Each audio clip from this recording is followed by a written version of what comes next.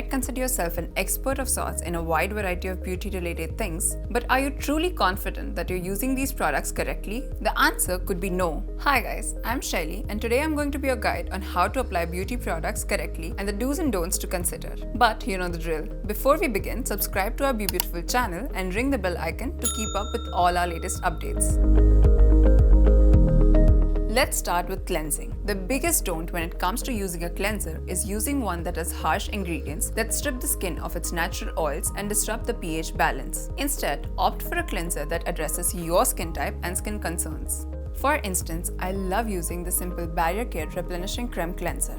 As a rule, always emulsify the cleanser by rubbing your hands together, creating a creamy lather. Massage onto damp skin gently for 20 to 25 seconds and then rinse off and pat dry.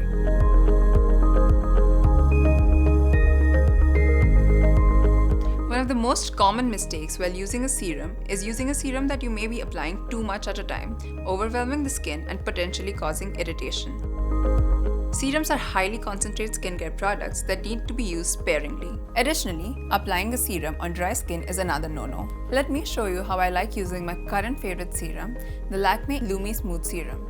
It helps exfoliate, reduces the appearance of large pores, and promotes a more even skin tone.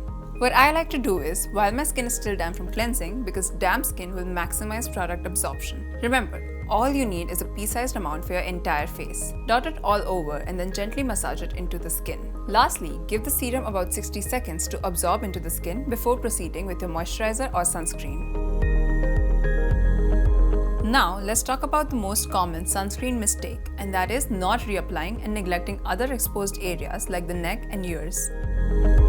I know we constantly talk about the quantity of sunscreen while applying, but what we forget is that reapplication is just as important as application in itself. So, pick a sunscreen of your choice and make consistent reapplication necessary throughout the day.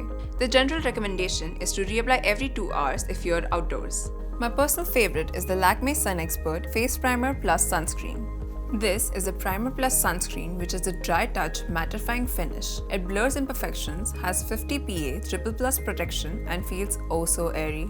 Ensure to apply it on all exposed areas like the ear, neck, nape, décolletage and every other exposed place that you can spot.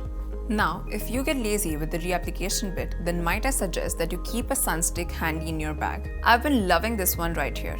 This is the Lakme Sunscreen Stick. This is a mess-free way of ensuring reapplication. Just glide it across your face and blend. You'll notice that the sunscreen stick is super easy to blend, non-oily and weightless.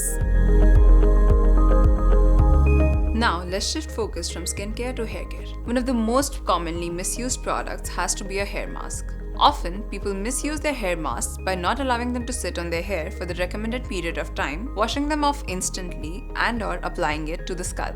For effective use, gently squeeze excess water from your hair. This will ensure that the hair mask doesn't slide. Then take the hair mask quantity as per your hair length. I'm using the Dove 10-in-1 Deep Repair Treatment Hair Mask. Apply it from the mid-lengths till the ends.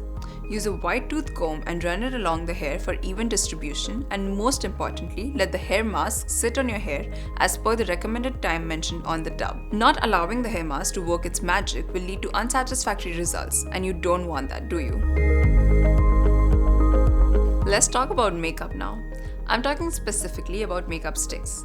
We all love them, we all have them, but often we don't use them properly. A common mistake is applying too much product directly from the stick, leading to an overly intense or streaky appearance, and then often blending too hardly, which can lift the base underneath and yet again lead to a patchy result. Let me demonstrate using the Lakme Blush and Highlighter Stick. In order to get a flushed effect, rather than directly applying the blush to the face, use a dense brush.